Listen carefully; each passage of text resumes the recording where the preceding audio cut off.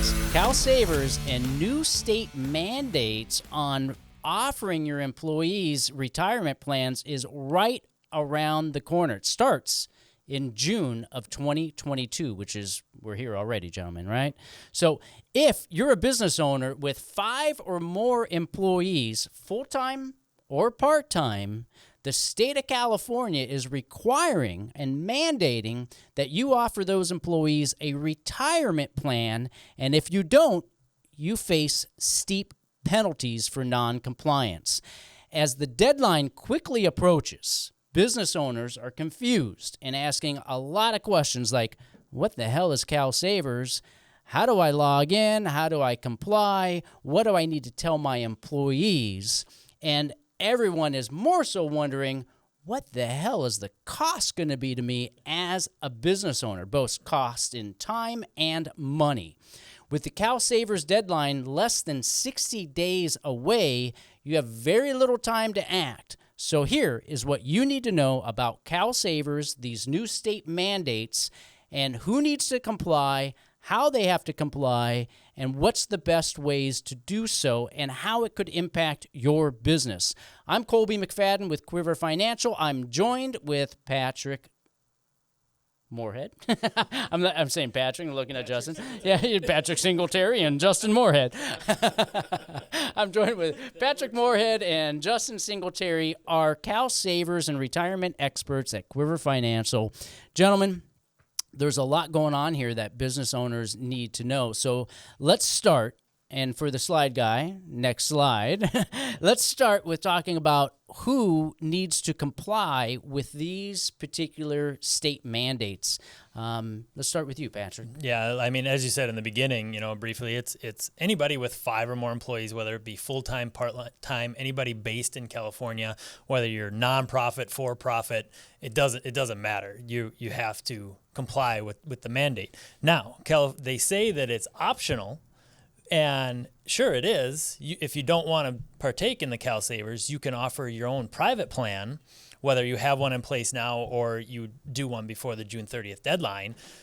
That's how it's only optional, and that's kind of the exempt factor. Is if you don't want to do CalSavers, you enroll in a private plan. Got it. Now, okay. CalSavers is an employee-contributed Roth IRA. It can't be employer contributed, and so the employee actually owns the account, and they take it from job to job if they were to leave. Now, if they were to leave, that's just more work on the business owner to register, deregister, and all that type of stuff when it comes to CalSavers. Okay, but I mean, really, the bottom line of the people who need to be concerned with this is going to be a California business owner with 5 or more employees, full-time, part-time. Yep. Whether they're seasonal or long-term. Right? Yep. So that's really the key. I mean, if you have less than 5 employees, okay, you don't need to worry about this. However, if you're at 4 employees, you think you're going to grow to 5 or 6, then you've really got to understand what this means to you, because the impact on your business, depending upon what kind of business you have, is pretty significant. And there is no probationary period. So it's not like, okay, I have a 30-day probationary period for my company. No, it doesn't matter. Day one of hire, day one of registering with CalSavers. That's a good point. So Justin and I were thinking, hey, how can we show people a workaround for this CalSavers thing? And we thought, oh, well, you know what? As a business owner, why don't you just extend your probationary period, right? Like make your probationary period a year. Like, hey, you have to work for us a year before you're eligible for benefits. But as Justin and I have found, that doesn't work. Because the way, and when we get into like a couple slides from now, we're going to show you the process that you have to go through to register with CalSavers, and that's where you'll see this extending the probationary period doesn't work. So we'll get into that in a second. And if you're wondering, well, how does California know that how many employees they have or what? Well, that's where the EDD comes in, and they have a strict record of how many employees you have, what, and that's how they're going to actually enforce the fines is through EDD. So there is no way around it. People have fought it to try and get rid of this, saying this can't be legal to do this type of thing. No, the Ninth Circuit put it down, and they're not even allowing any more appeals. So it's here to stay. Yeah, I mean, if you got a payroll system, you provide payroll, you put those quarterly reports in. Government sees all that stuff, right? So, all right. So let's talk about and for our slide guy next slide on the YouTube Live. Which, if you're watching this on Zoom, I'm going to suggest that for the future we all come into the new ages, right? And go to YouTube Live, and we'll have a lot more fun there. So now, what are the penalties? So let's say you're a business owner, and you're saying to yourself, yeah, you know what, this is cute, but I'm a little defiant. I don't want to do this, right? And I know, Justin, you really dug into the whole penalty aspect.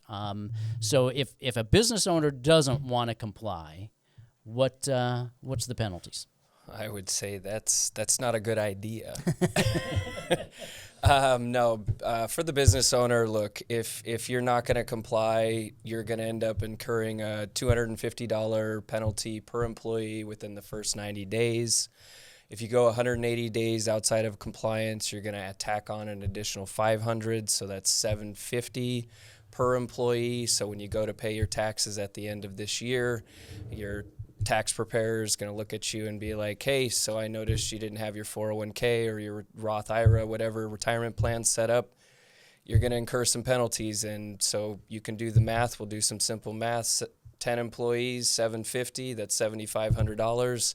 Pretty steep for a not complying. Yeah, okay. So, yeah, maybe I'm not that defiant. Maybe I'm not that brave, So what's really trippy about this is the more employees you have, the bigger risk that you have. And for a company like Quiver Financial that has 5-6 employees, or a lawyer firm or something like that can do a lot with few employees, okay, it's not that big of a burden until we get a little bit deeper into the conversation.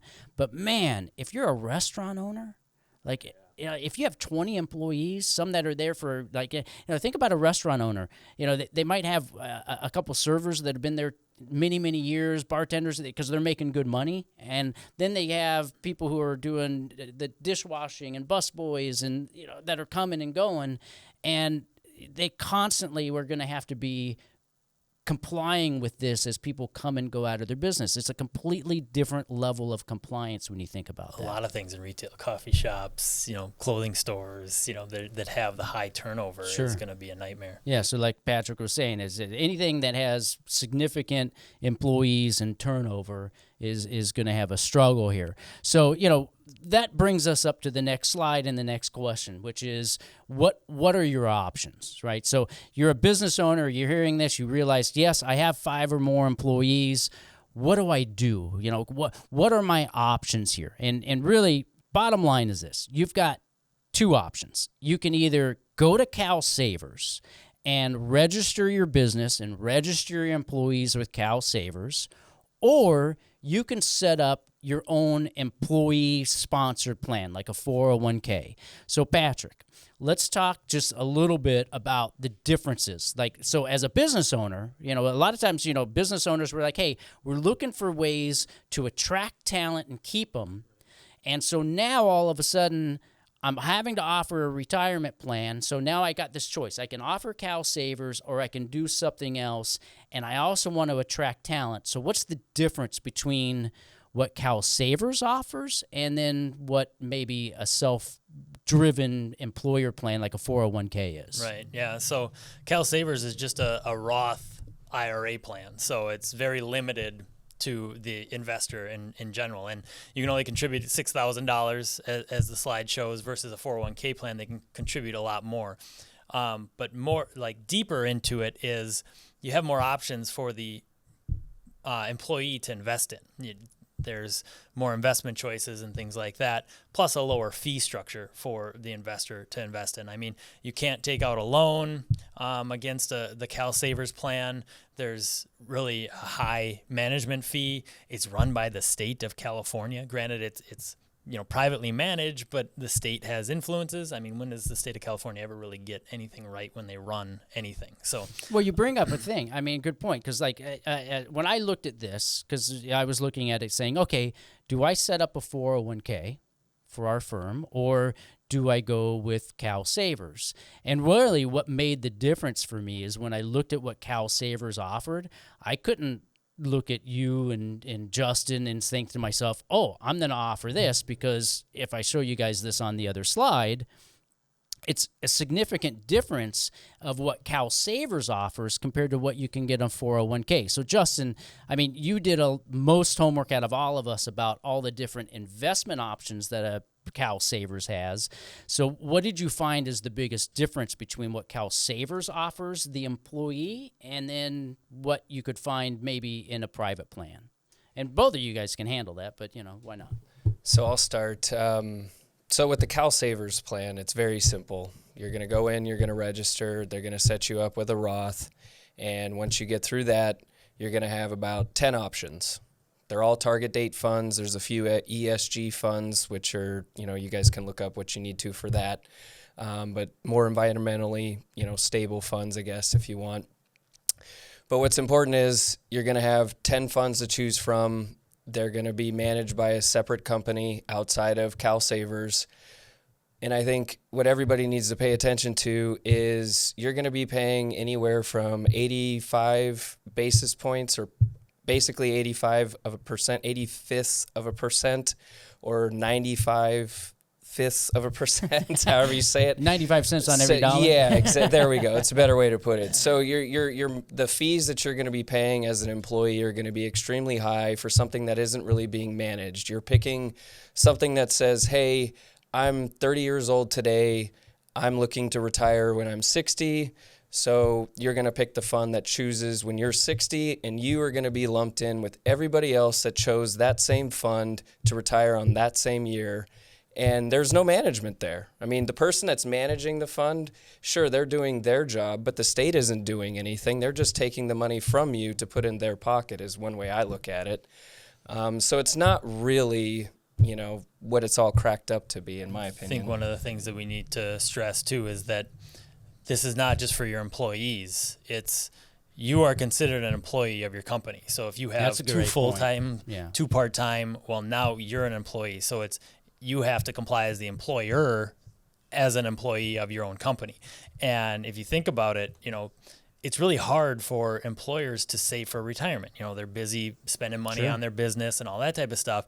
So, I mean, do you really want your own investments in these type of investment strategies? Because this is one option for you. I mean, I looked at that as a business owner. I was like, okay, I can, CalSavers, easy fix, right? I just go in there, I start playing around, do what I got to do. Not much thought to it. But then when I started to dig into it and think to myself, okay, do I want my retirement set up in just a handful of selections, like 10 target date funds? Considering the profession we're in, that'd be kind of silly, right?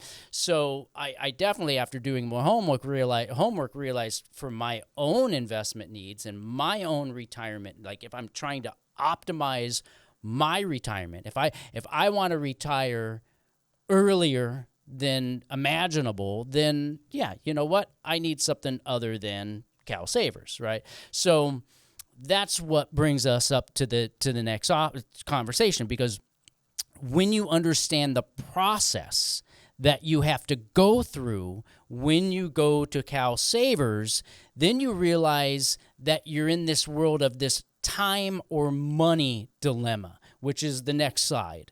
And this time or money dilemma is, hey, do I invest my time and energy to comply with CalSavers, or do I give a little bit of money to do so? And what I mean by that is, if you follow this process that you see on the screen right here, which is you as a business owner, if you decide you want the do-it-yourself option, then go to CalSavers, and you're going to get a welcome email. You're going to go in there, and I will do this.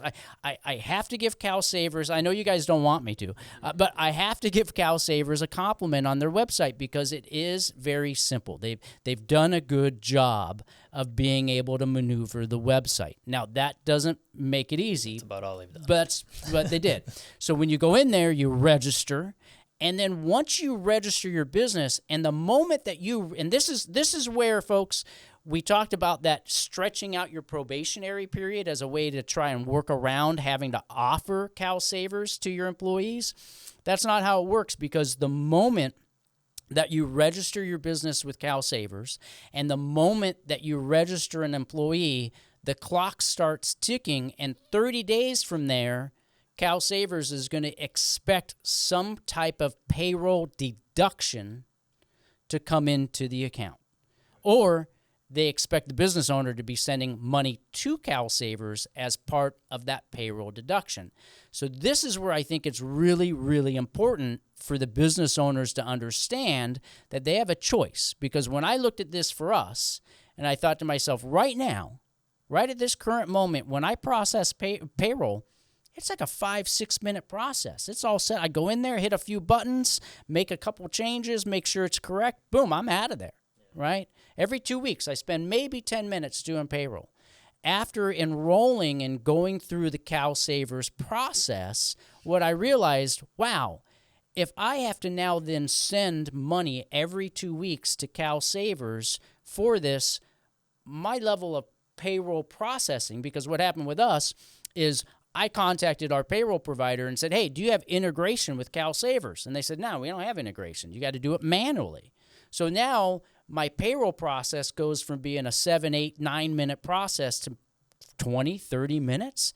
And there again, 5 or 6 employees. Imagine if you have 20, 30 employees. How much time does that take? So that's where we get in this time and money dilemma. Well, and your employees can opt out so that you don't if you have your 5 employees and all 5 opt out, then you don't have that headache. But if one doesn't opt out, that's something every single paycheck, you got to go into that. And it's illegal for you to say I want you to opt out. I'm going to roll in CalSavers, but I want you to opt out so that I don't have to go through all this process. You can't, do that. Yeah, and we were talking about restaurants a moment ago. They low retention rate typically. So that means every time a new employee comes on, they're going to have to go ahead and go through the process each time an employee comes on. So whether everybody opts out and there's nothing to do, great. Well, the minute somebody else comes on board, you got to at least go through the process, and they're going to have to choose to opt out all over again. Yeah, so, we have a client that owns a car wash, and that was the dilemma. The dilemma for them was, hey, we have 2 managers that would love to save for their retirement, but we got 35 other people that the moment we register them, they're just going to opt out. So what a waste of time and energy, right? So that's where the business owner really has to look at it. Now, on the next slide, what we're going to talk about is if you're a business owner and you're hearing this, or you go through the process of registering with CalSavers and you come to the conclusion that, wow, this is a lot more effort than I want, you can appoint a delegate, which on the screen, this is cut and paste from the CalSavers website. And so what happens when you go register with CalSavers, it'll ask you, do you want to appoint a delegate? And you can go in there, and when you choose this delegate, you can give them different permissions. There's 3 different permissions that give them different guidance of what they can access, what they can see, and what kinds of things they can and can't do. And when you name that delegate, that could be the person that helps you comply or service this CalSavers. So we would encourage everybody that's watching this and going through this that if they wanted to name Quiver Financial or Patrick or Justin, they're delegate. Don't name me the delegate. I'm a horrible delegate. I only offend people. Delegates need to be gentle. Right, so diplomatic more diplomatic. Yeah. So I would say there is that as a business owner, if you're looking at this time money dilemma, that do know there is an alternative where professionals like us or your payroll provider or your tax person, somebody like that, could be named as a delegate. And we do offer that delegate free of charge. Every time I move this, sorry, it's like probably making them sick. Yeah, well, I can't decide which bald guy is talking. We got 2 shiny cue balls to look at. So good. All right. So just emphasize the delegate aspect that we do offer is free of charge. Look It's at just these- a way to help reduce. Look at these two attractive delegates. Can you focus on a topic? No, I'm kidding. I'm kidding. No, I can't focus on the target. Come on. That's why he's not the delegate. I'm a money manager. We focus on things for minutes, not hours. All right. So it raises the question. If you're a business owner, you're hearing all this, you're saying, hey, I got 5 or more employees. Yes, I don't want to pay penalties to CalSavers. Where do I go for help? How do I get more information? One place, yes, you can go to the CalSavers website. There's plenty of information there. It's basically from the horse's mouth, and they've done it in a way that is very simple for you guys to get your answers. Another way, gentlemen, what's a better way for the CalSavers compliance? Bald guy number one. Bald guy number one. Come All right, here we go. You're going to go to Quiver Financial, and that's where you're going to find all the resources you need. We're going to talk about all the options that you have, all the trials and tribulations that we've been through as a company, as an employer, individuals such as Patrick and I, employees. So great resource. I highly recommend it. Everything is there. Go to www.calsavers.com. Go to quiverfinancial.com/CalSavers retirement resources. Yeah, and you'll find all sorts of videos, past videos we've done, and we're going to be bringing out others as well. Yeah, we've done a lot of effort to make sure everybody knows. Patrick, you got anything you add there? Or No, that's your best source. That, or the simplest, and we've said it in the other videos, is just call us and let us handle it for you. Why deal with it? You have a business to run. This is not part of your business that you need to be worrying about. Why make your life hard? Just make it easy. Call us. All right. So let's wrap this up, folks. And before we wrap it up, I just kind of want to get into really quick kind of the turnkey solution that we have. All right. And I think that's important. So Yeah. we didn't get into so much in detail with the 3 options. You got the CalSavers. You can probably go through your payroll company. If everything works out, we'd love to have you come on with us as your 401k provider. But I think what's important about that is your payroll provider is not a 401k specialist. They're just going to give you boilerplate stuff. And I think what's important here, you're not only going to get us that are going to bring you funds that are going to be able to help you grow your portfolio, but you're going to get us that are going to be contacting you. We're going to be putting out newsletters, which we're already doing, talking about markets, current stuff that's going on, how to give you guidance going forward. And I think that's what's important. I mean, if you're looking for, the old adage was, at least when I was growing up, and I think you can attest to this, or all of us can, is like, when you go find a job, what are you looking for? You want to find a job where they give you benefits, they give you health care, 401k, all of that stuff to keep your retention high. And so we can offer that, and we bring more of a turnkey solution than just your boilerplate. So I think that's important too. Yeah, you know what? And I really neglected that in the sense that if you're going to comply with CalSavers, sure, your choices are go to CalSavers, do it manually, essentially, or if you want to make your life simple, do a private 401k plan that integrates all these things and consolidates it all, because as you hire and fire people, it's all going to be handled all through that process. Well, it's kind of like what we brought up earlier. Don't think of this as a plan or a solution for your employees. Think of it for yourself. I mean, you're an employee of your business. Use it to save for your own retirement. I mean, you're not going to want to be putting your money into CalSavers. You're going to want to be putting into things that are actually going to grow your portfolio and have the potential. So think of it more so for yourself than your employees if it comes down to that. Yeah, this is a watershed moment for business owners because, quite honestly, most business owners I know have sacrificed their retirement. They've sacrificed it because of IRSA rules. Because if you save for yourself as a business owner, you got to offer it to your employees.